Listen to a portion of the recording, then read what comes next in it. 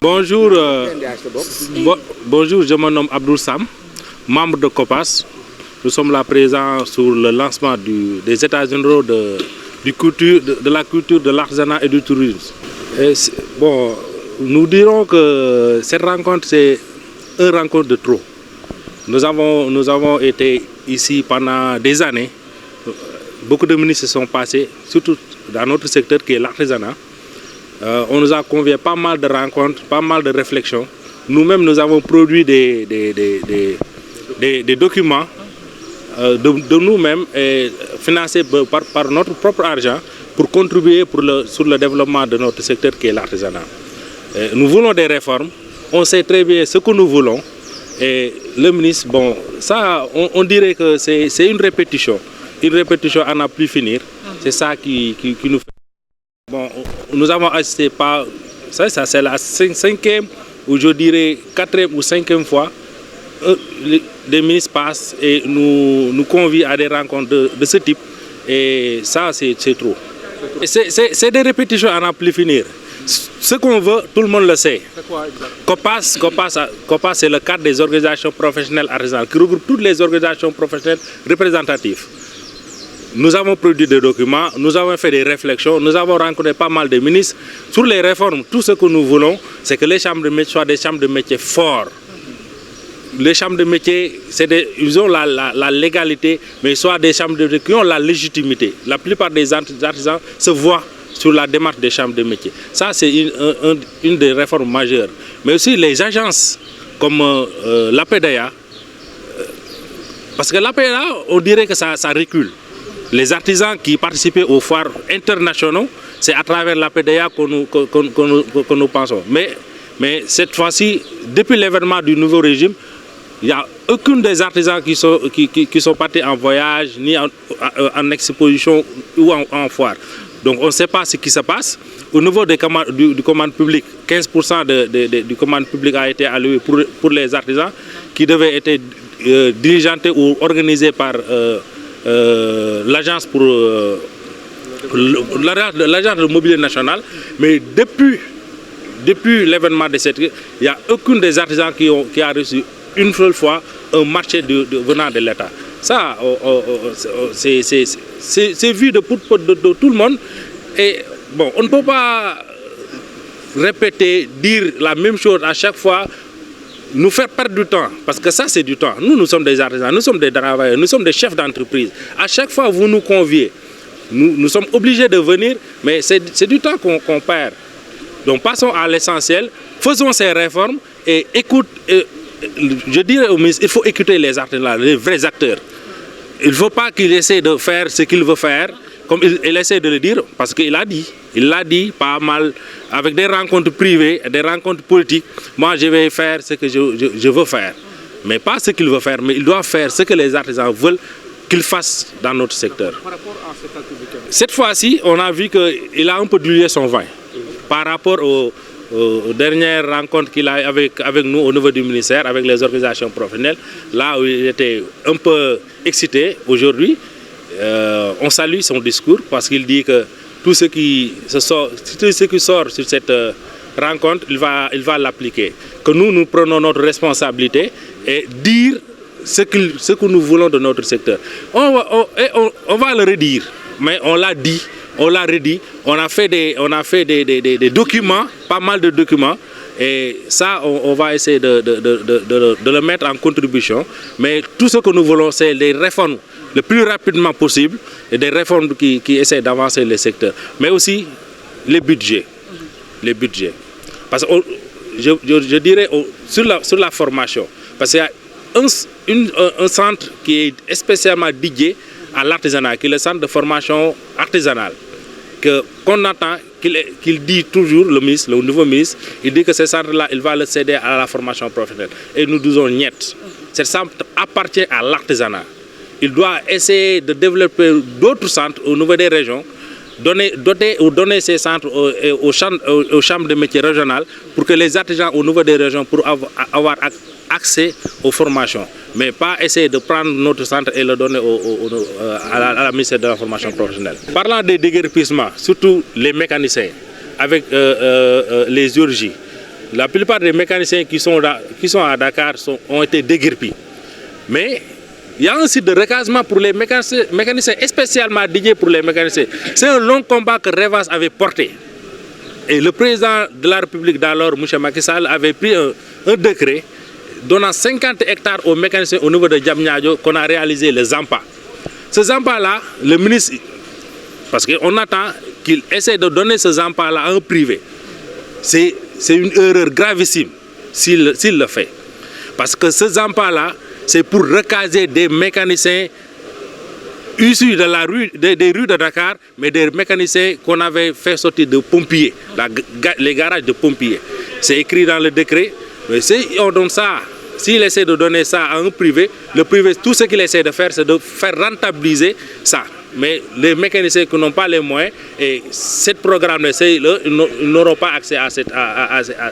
cet outil-là, qui est ce Zampa. Waaw ñun ñu ngi secteur artisanat bi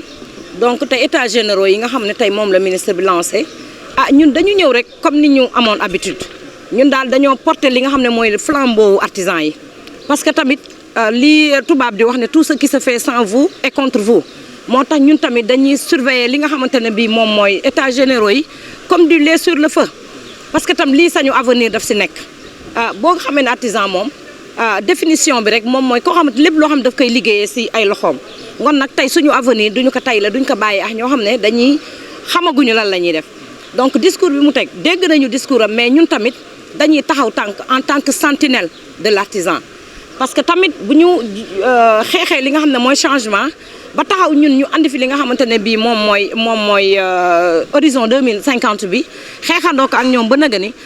sañu secteur bi nag ñun dañuy taxaw nag waajal ko nag xam ne tey kenn du si def loo xamante ne bii duñ si ànd ñun. waaw wax nañu Zampa bi mais tam li nga xamante ne dafa am solo mooy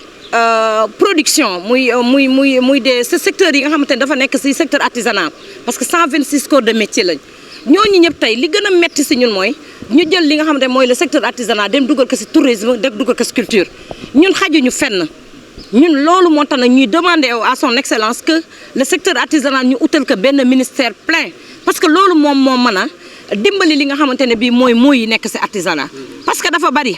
foire yaa ngi fi ñu war dem si ay foire à chaque fois dañuy wax formalisation mais bu fekkee dañoo teg li nga xamante ne bii mooy ay ministère wala ay agence yi nga xamante ne avec des budgets colossaux yi nga xam ne war nañ ko war a mën a attribuer pour nit ñi formaliser wu wala dugg si yeneen formation yi nga xamante ne bii day renforcer les capacités des artisans ñun vraiment ñun agence yooyu gisuñu ñun seen taxawaay. donc ñi ngi fi APDA mi ngi fi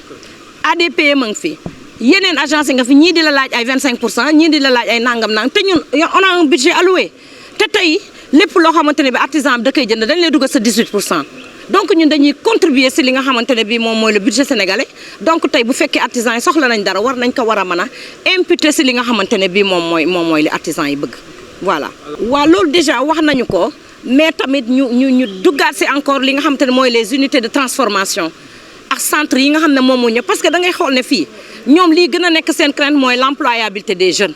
employabilité des jeunes boobu mënul réel sans pour autant que mu nekk sur le secteur artisanal parce que da ngay gis les jeunes yi nga xam ne ils ont été rejetés par le système éducatif dañ leen naan dem leen ngeen dem jàngi ñu wax tam valorisation bi nga xam ne mooy VAE bi mënuloo ñëw jël apprenti bi valoriser ko te patron yow valoriser wuloo ko donc yooyu day andi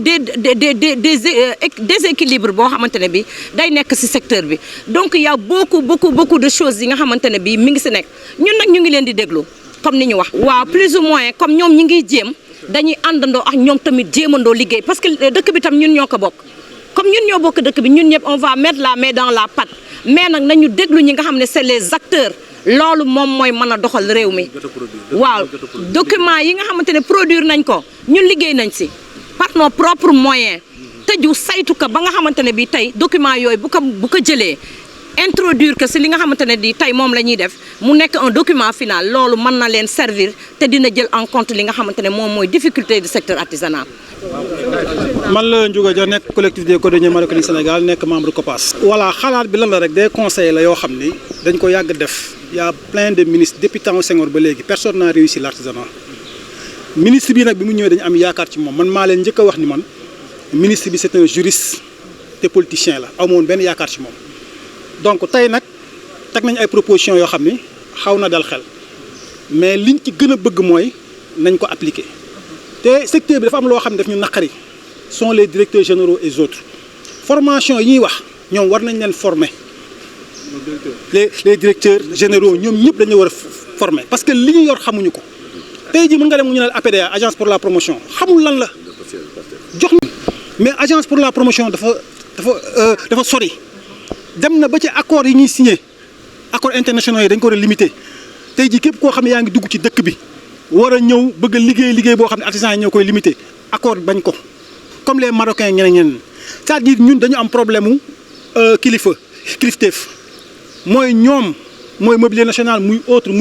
ñoom ñëpp dañ leen war a former wax leen li ñu yor pour lan la parce que ñoom ñëpp dañ ko yor pare xamuñu fan la ñuy jaar donc di ñaan ministre bi aussi benn affaire bu mu def benn erreur bi nga xam ne ministre yëpp moom lañ def mooy bu ñu jëlal cadre yi ak borom xam-xam yi ak tamit ñi nga xam dañ jàng pour ñu mën ñu tëggal suñu secteur na ci mêler les acteurs su ko deful dafay échouer gars yi échouer ñëpp